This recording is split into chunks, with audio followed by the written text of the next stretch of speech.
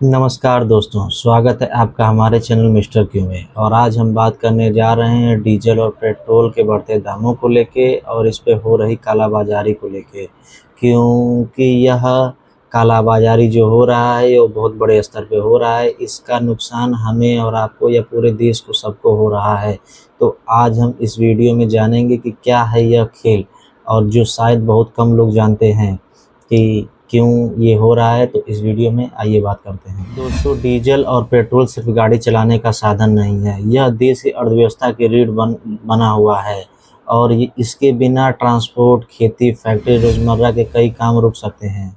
अब समझते हैं कि काला बाजारी क्या होता है। ठीक है, तो सरल भाषा में कोई व्यक्ति या समूह गलत तरीके से कोई भी वस्तु जमा करता है या छुपा के रखता है, बाद में वह ज़्यादा दाम बेचने की कोशिश करता है, तो उसे काला बाजारी कहा जाता है। अब सवाल कि डीजल और पेट्रोल में ही ऐसा क्यों होता है, तो पहला कारण क्या है कि मुनाफे का लालच। लोग जब यह खबर फैल जाती है कि दाम निरंतर बढ़ने लगता है, लगातार दाम बढ़ने लगता है, तो लोग डीजल और पेट्रोल की जमाखोरी करने लगते हैं। लोग ज़्यादा से ज़्यादा लोग रख के फिर बाद में इसको ज़्यादा दाम बेचने की कोशिश करते हैं। और दूसरा क्या है कि जब अफवाह फैल जाती है तब भी लोग जिसको थोड़ा सा लेना रहता है वो ज़्यादा मात्रा में लेने की कोशिश करता है। उससे क्या है कि अर्थव्यवस्था है वो डगमगा जाती है, और इसमें सप्लाई की कमी का भी हो जाता है। जब जैसे कि कहीं भी पुराने क्षेत्र हो गए या ग्रामीण क्षेत्र हो गए, वहाँ पर अगर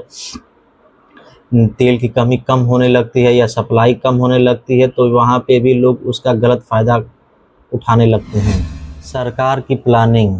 सरकार यह पहले से ही प्लान कर चुकी थी कि डीजल और पेट्रोल के दाम बढ़ाने हैं, लेकिन सरकार चुनाव का वेट कर रही थी। जैसे चुनाव का रिजल्ट घोषित हो जाए वैसे सरकार डीजल और पेट्रोल के दाम बढ़ाने की कोशिश में लगी थी। और जैसे चुनाव खत्म हुआ वैसे डीजल और पेट्रोल और सीएनजी के दाम बढ़ गए। लेकिन गोदी मीडिया क्या है कि पेट्रोल और डीजल के दाम बढ़ने की वजह से इतना छुपाया जा रही है कि यही एक समय था कि जब अगर पैसे भी बढ़ते थे तो गोदी मीडिया पूरे चैनलों पर इसकी डिबेट कराती थी और इसको बताया करती थी। लेकिन जैसे बढ़ा है रेट वैसे गोदी मीडिया कुछ बोल नहीं रही है, और ये सरकार छुपाई जा रही है कि तेल के दाम क्यों बढ़े हैं, क्यों नहीं बढ़े हैं। सरकार कह रही है कि पेट्रोल भरपूर मात्रा में लोगों को मिल रहा है, लेकिन यह पूरी तरह से गलत है।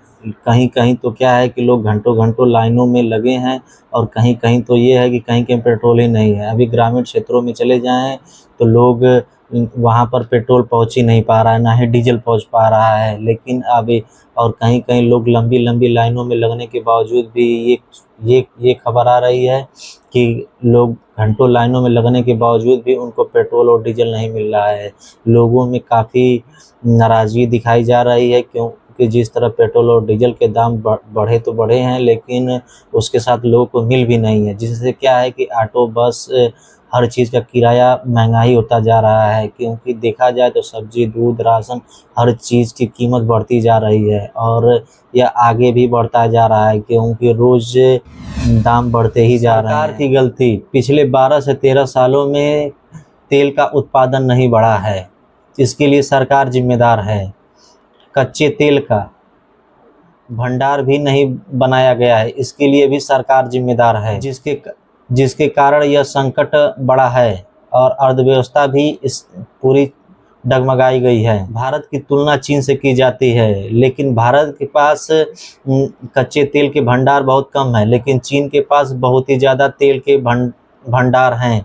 और हम अपने आप को विश्वगुरु कहते हैं। यही है विश्वगुरु, जिसके कारण अगर 1 से 2 महीने अगर हुआ है तो अर्थव्यवस्था डगमगा गई। अमेरिका, चीन और भारत में सबसे ज़्यादा तेल की खपत होते हैं, लेकिन सबसे ज़्यादा तेल के भंडार चीन के ही पास हैं। इसके मुकाबले चीन बहुत आर्थिक रूप से भी बहुत मजबूत है और हर तरह से ही मजबूत है, क्योंकि चीन के पास सबसे ज़्यादा तेल भंडार है और वो उनकी अर्थव्यवस्था अभी डगमगाई नहीं है। आने वाले समय में राशन, दूध, सब्जी, गैस और भी सभी चीज़ों के दाम बहुत तेज़ी से बढ़ने वाले हैं, क्योंकि डीजल पेट्रोल से ही अर्थव्यवस्था बनी हुई है। और इसके दाम अगर बढ़ेंगे तो आने वाले समय में सभी खाद्य पदार्थ और भी इत्यादि चीज़ों के सभी के दाम बढ़ेंगे।